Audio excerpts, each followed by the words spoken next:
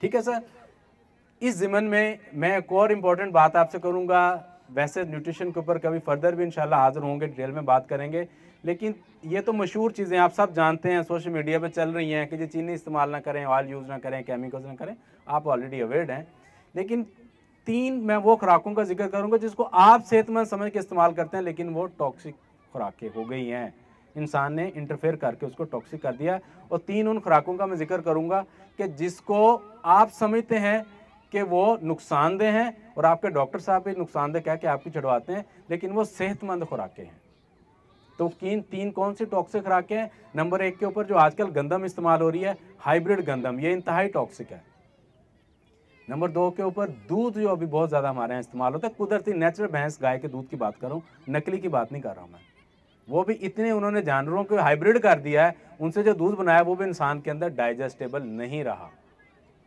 तो दूध ना भी पिए तो कुछ भी नहीं होगा आपको, लेकिन बहुत से लोगों को दूध से भी एलर्जी होती है और ये बीमारी का सबब भी बना हुआ है। इतनी ज़रूरत नहीं है इस दूध की। और नंबर 3 के ऊपर आप फ्रूट जूसेस इस्तेमाल करते हैं सेहत समझ के। मैं डब्बे के केमिकल वाले फ्रूट जूस की बात नहीं कर रहा, वो तो पॉइजन है ही, लेकिन मैं बात कर रहा हूँ जो आप घर में जूस निकाल के पिए ताज़ा फल का, वो भी नुकसानदेह है, उसकी ज़रूरत नहीं है। जिस हालत में कुदरत ने दिया उस हालत में इस्तेमाल कीजिए, उसको खाइए। गन्ने का जूस नुकसानदेह है। गन्ना क्या कहते हैं, गन्ना क्या कहते हैं, गन्ना के जब इस्तेमाल, गन्ना चूपते हैं ना, तो गन्ना चूपें सारा, अगर शौक है आपको ज़्यादा, उसका रस निकाल के ना पिए। तो 3 ये चीज़ें सेहतमंद नहीं है, इनसे कोशिश हो सके इसको अवॉइड कीजिए, बल्कि कीजिए अवॉइड, फिर देखिए आपकी सेहत कैसे बनती है। और 3 वो चीज़ें जिसको लोग समझते हैं कि ये नुकसान है, लेकिन असल में वो सेहत का खजाना है। उसके अंदर एक आता है देसी घी। देसी घी, कुदरत का घी, मक्खन, ये सेहत है, लेकिन बदकिस्मती से आपको बताया गया कि ये नुकसानदेह, इसको छोड़ दें, कोलेस्ट्रॉल करता है, नहीं करता। इसकी कमी वायरल बीमारी कर देती है।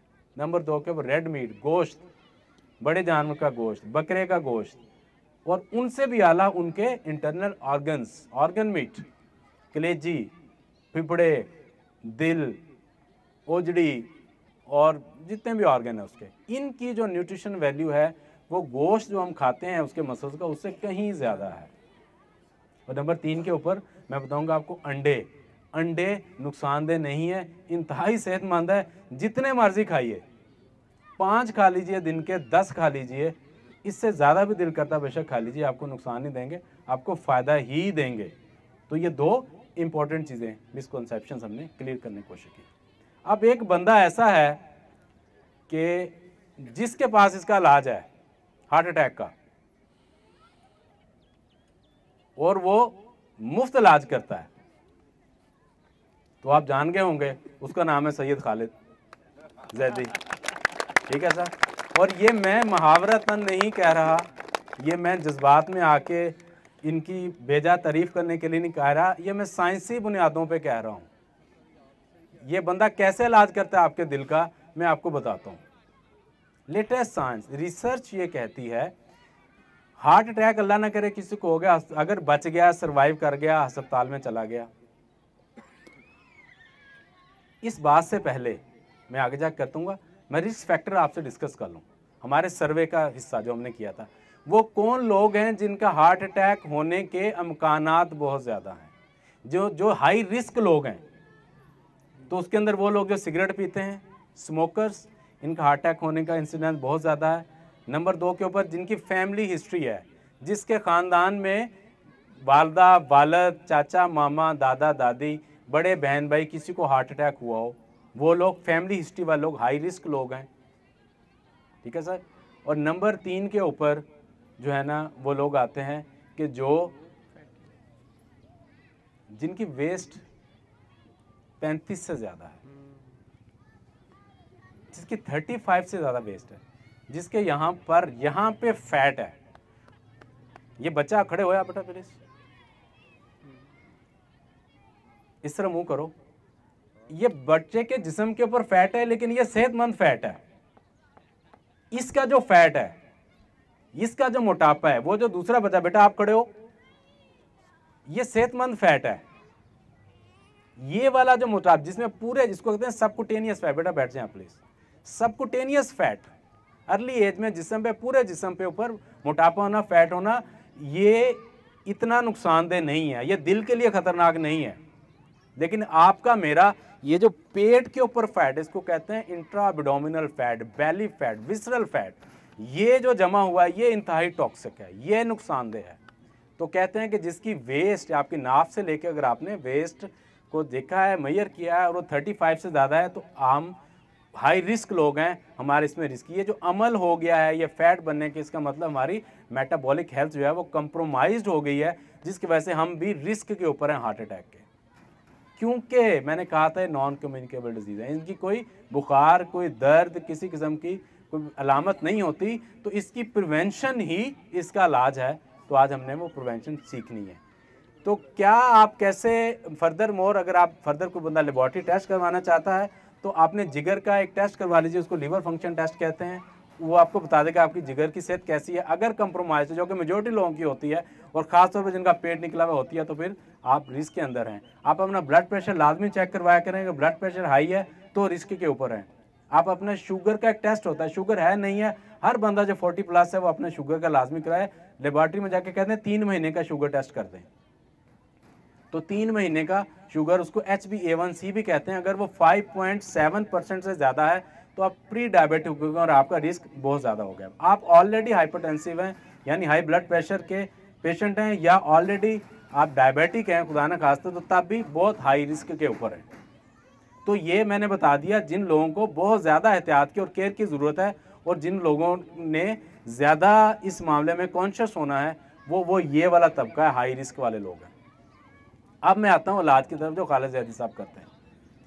जब हार्ट अटैक होता है, बंदा जाता है तो क्या आता है, अगर बच गया, सर्वाइव कर गया, तो वो 2 चीज़ें डॉक्टर करता है वहाँ पे आपको स्टेबल करने के बाद, बात का एमरजेंसी भी करता है, या वो एंजियोप्लास्टी करता है जिसको हम कहते हैं स्टंट डालना, तो या फिर बाईपास किया जाता है।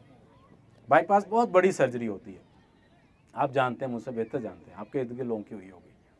वो उसमें क्या करते हैं, स्टंट के अंदर वो जो ब्लॉक आर्टरी होती है उसको रॉड डालते हैं यहाँ से, और उसको जाके सर्टेन प्रोसीजर है उसके थ्रू उसको खोलते हैं, और अगर वो भी ना हो रही हो तो फिर ऑपरेशन करके बाईपास करके उसको बाईपास कर दिया जाता है।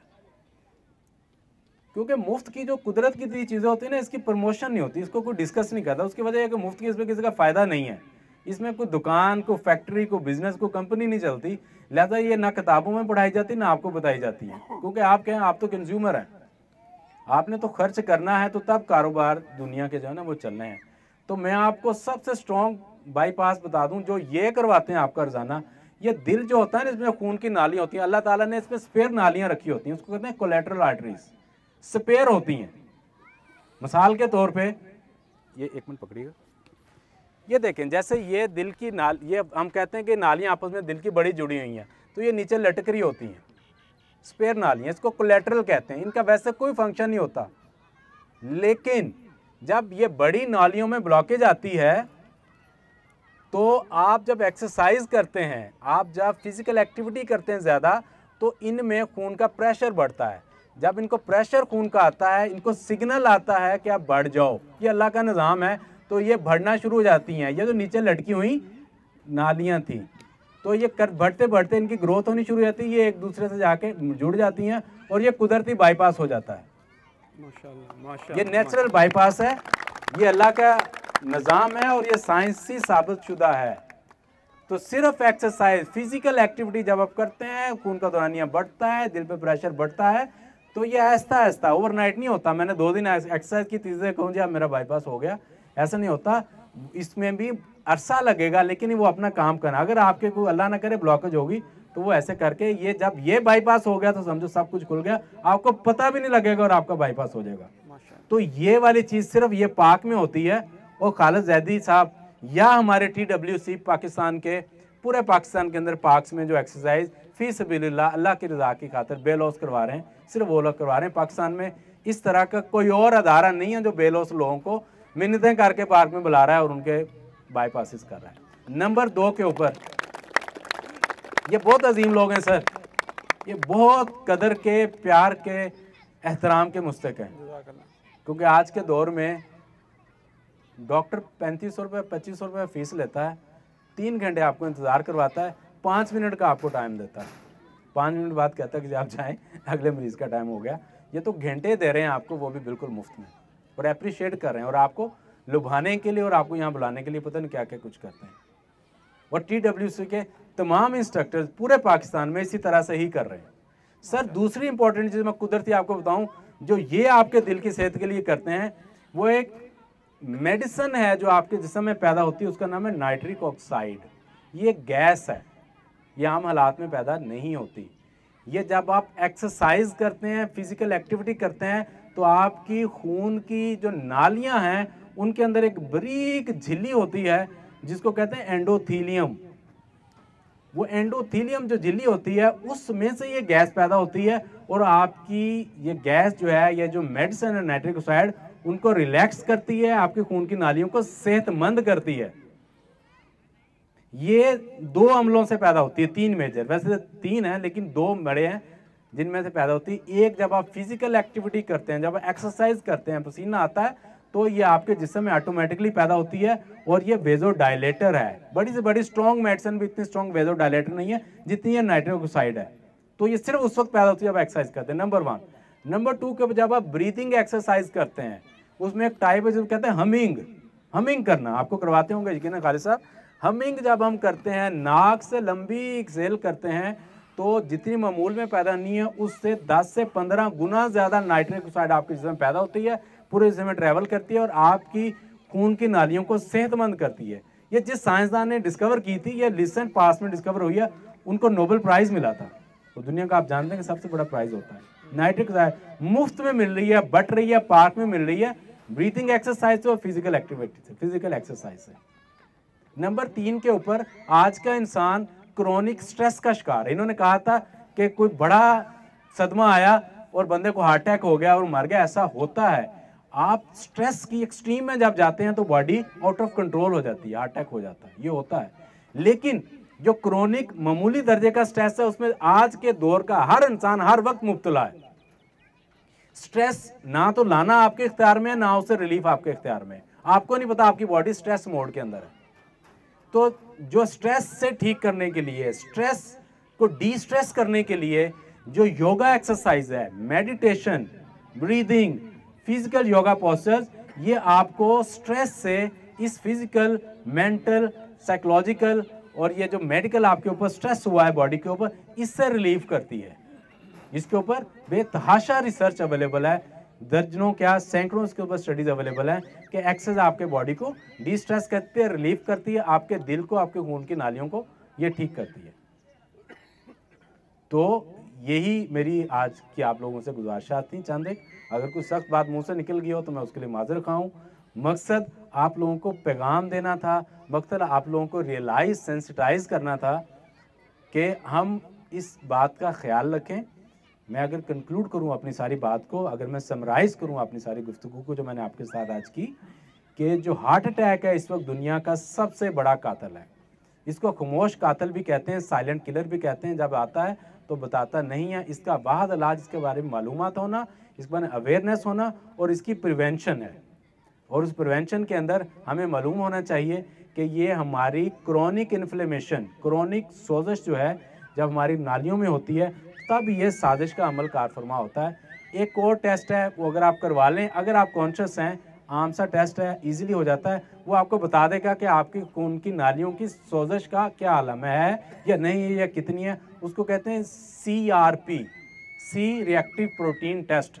आप उस लैब में जाएंगे, उसका यार मेरा CRP टेस्ट कर दो, खून से सैंपल लेगा, 1,500-2,000 रुपये का टेस्ट होगा। उसका रिपोर्ट आएगी 6-8 घंटे में, वो आपको बता देगी कि आपके अंदर इस वक्त सोजश कितनी है या नहीं है या कितनी ज़्यादा है। तो वो भी आप अपना करवा सकते हैं। अपना कोलेस्ट्रॉल का टेस्ट भी करवाएं, अपना जो है इसका लिवर फंक्शन टेस्ट भी करवाएं, विटामिन D का टेस्ट भी करवाएं, अपना यूरिक एसिड भी चेक करवाया करें। वो सारे लोग जो 40 प्लस हैं और ख़ासतौर पे जिनकी 35 से ज़्यादा वेस्ट है, और अपना CRP भी लाजमी करवाएं। ये आपको बताएगा, आपको सेंसिटाइज करेगा इस बीमारी की क्योंकि अलामत नहीं है। इस एफर्ट से हम जान सकते हैं कि मेरा इस हेल्थ का क्या स्टेटस है, या खुदा ना खासा मेरे हार्ट अटैक के कितने अमकान हैं। तो वो जो चीज़ें जो सोजश करती हैं मैंने आपसे डिस्कस कर लिया। हमारी 90% खुराक बहुत डिटेल में आपसे डिस्कस की, और वो चीज़ें जो इससे बचाती हैं डिस्कस कर लिया आपसे। वो वाइटामिन्स हैं, वो मिनरल्स हैं, और कुदरती चीज़ों के अंदर मालूम वो मेडिसिन हैं जो हमको रिलैक्स करती हैं या जो एंटी इन्फ्लेमेटरी हैं।